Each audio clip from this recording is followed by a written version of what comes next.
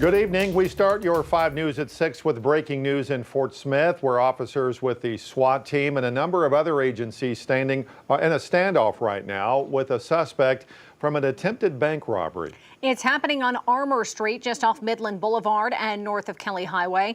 Thanks for joining us tonight. I'm Erica Thomas. And I'm Darren Bobb. Police say an armed suspect has barricaded himself in a home. This is all happening on Armour. That's where we find 5 News reporter Micah Wilson. Mike, it's still an active scene right now.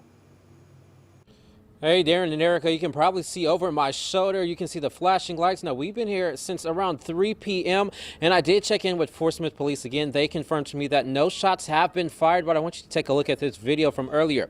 Again, like you all said, the suspect is connected to an attempted bank robbery, is what Fort Smith Police are telling us. And the standoff began at around 2:30 p.m. today.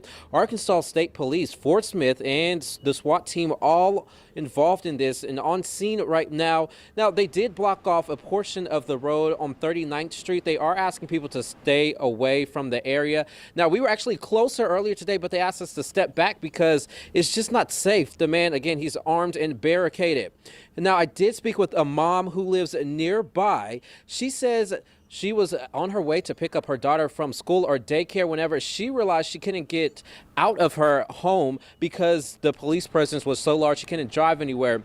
Then whenever she did get a chance, she did leave, and now she's just staying at her mom's house because she's afraid to go back home. And I asked her to describe this day. She called it, quote, crazy and unexpected.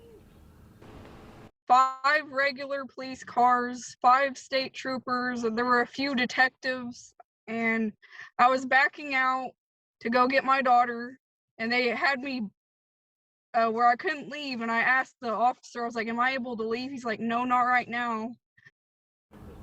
Now, we are still trying to ask police questions, such as, is the suspect the only one inside this house? They have not answered yet. We also asked how negotiations are going. So far, they haven't gave us an update, but since we've been here at 3, we heard them on the bullhorns asking for the suspect to pick up the phone. We're live here in Fort Smith, covering news where you live. Michael Wilson, 5 News. All right, Micah, thanks. We'll check back in for any developments tonight at 10. You can also follow any updates as they happen on our website and on our free 5 News smartphone app.